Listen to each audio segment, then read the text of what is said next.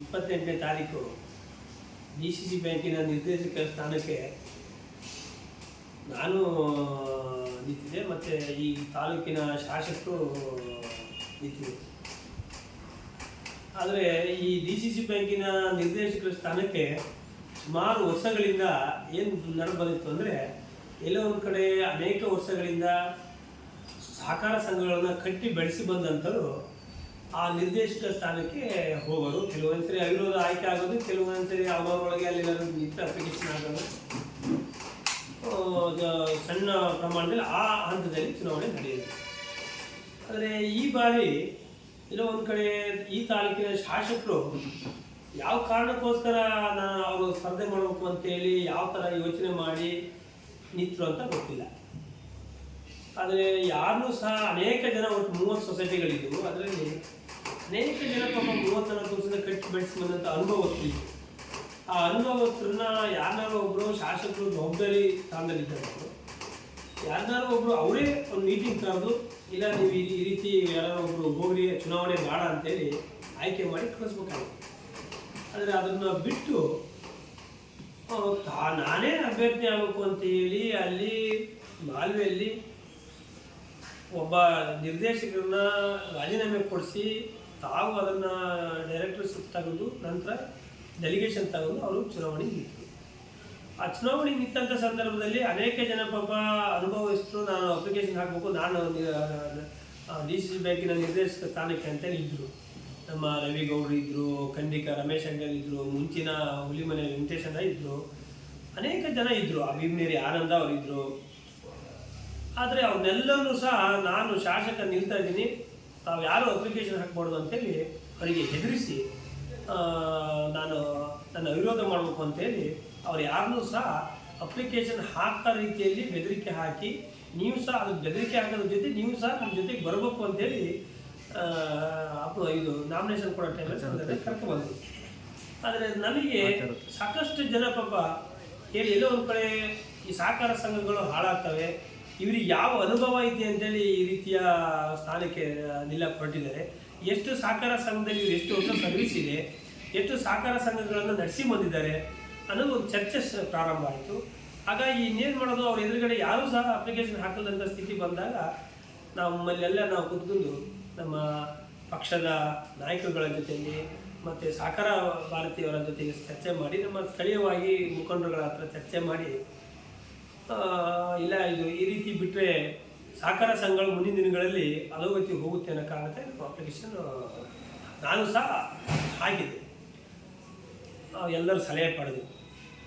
ಆದರೆ ತದನಂತರ ಇವ್ರು ಮಾಡಿದ್ದೇನಪ್ಪ ಅಂದರೆ, ಸುಮಾರು ಅಧಿಕಾರಿಗಳು ಬಿಟ್ಟು, ಸೂಪರ್ವೈಸರ್ಗಳನ್ನು ಬಿಟ್ಟು, ಆ ಡೆಲಿಗೇಷನ್ ಯಾರು ತೆಗೆದರೆ ಅವರಿಗೆಲ್ಲ ಒತ್ತಡ ಹಾಕಿ, ತಾವು 3 ದಿವಸ ಮುಂಚೆ ನಮ್ಮ ಜೊತೆಗೆ ಬರಬೇಕು ಅಂತ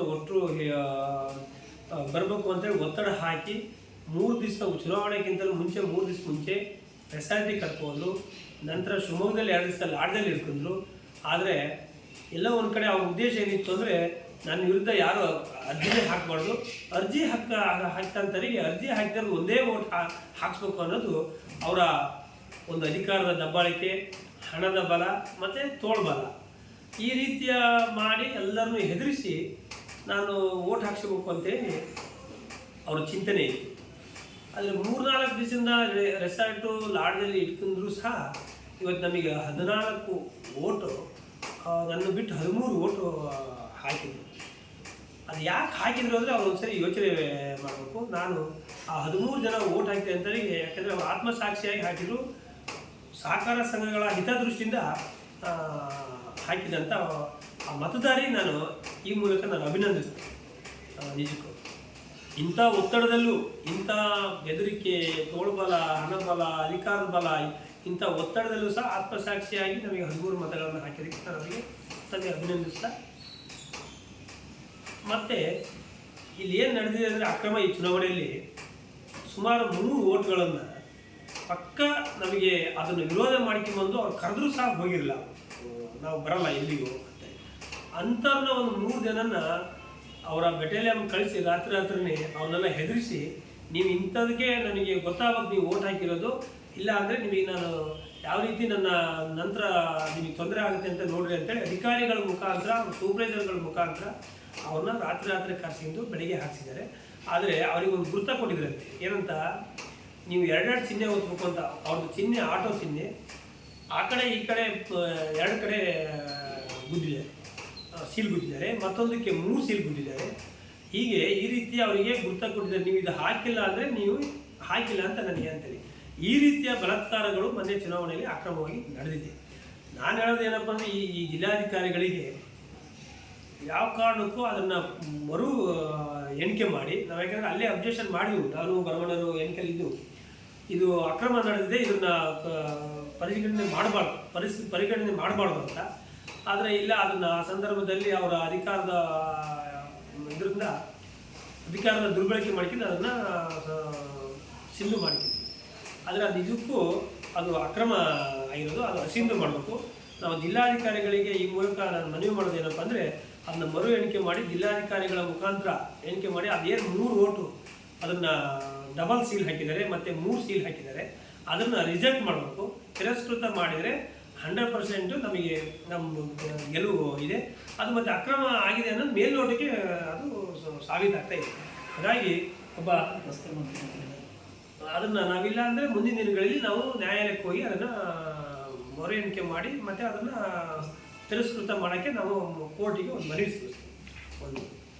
ಆದರೆ ಒಬ್ಬ ಶಾಸಕರಾಗಿ ಎಲ್ಲ ಒಂದು ಕಡೆ ಈ ರೀತಿಯ ಅಧಿಕಾರದ ದುರ್ಬಳಕೆ ಮಾಡ್ಕೊಂಡು ಅನುಭವಸ್ಥರನ್ನ ಮೂಲೆ ಗುಂಪು ಮಾಡಿ, ಮುಂದಿನ ದಿನಗಳಲ್ಲಿ ಸೊಸೈಟಿಗಳು ಸಹ ರಾಜಕಾರಣವನ್ನು ಅಲ್ಲಿಗೆ ಬೆರೆಸಿ ಮಾಡೋಂಥ ಕೆಲಸ ಹುನ್ನಾರ ನಡೆದಿದೆ.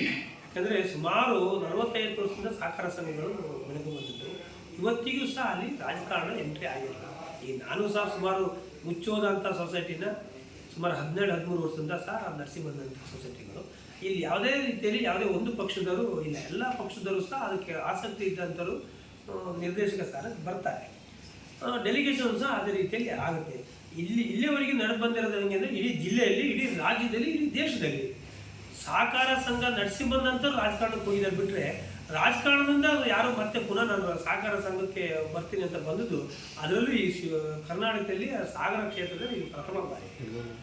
ಹಾಗಾಗಿ ಎಲ್ಲೋ ಒಂದು ಕಡೆ ನಮಗೆಲ್ಲ ಆತಂಕ ಏನಾಗಿದೆ, ಎಲ್ಲ ಸಹಕಾರ ಸಂಘದವರಿಗೂ ಸಹ ಏನು ಆತಂಕ ಆಗಿದೆ ಅಂದರೆ, ಮುಂದಿನ ದಿನಗಳಲ್ಲಿ ಇಷ್ಟು ವರ್ಷ ಕಟ್ಟಿ ಬೆಳೆಸಿ ಬಂದಂಥ ಸಹಕಾರ ಸಂಘಗಳು ಮುಂದಿನ ದಿನಗಳಲ್ಲಿ ಎಲ್ಲಿ ಹಾಳಾಗುತ್ತೆ ಅನ್ನೋದ್ರ ಬಗ್ಗೆ ಪಾಪ ಆತಂಕಗೊಂಡಿದ್ದಾರೆ.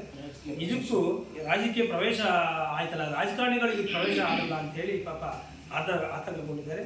ತಾವು ಯಾರೂ ಆತಂಕಗೊಳ್ಬಾರ್ದು. ಅದಕ್ಕೆ ಸಾಕಷ್ಟು ಸಹಕಾರ ಸಂಘಗಳಿಗೆ ಬೆಂಬಲ ಕೊಟ್ಟು ಬರೋ ಅಂಥವ್ರು, ಸಹಕಾರ ಸಂಘರು ಕಟ್ಟಿ ಬೆಳೆಸಿ ಬಂದಂಥವ್ರು ಇದ್ದಾರೆ.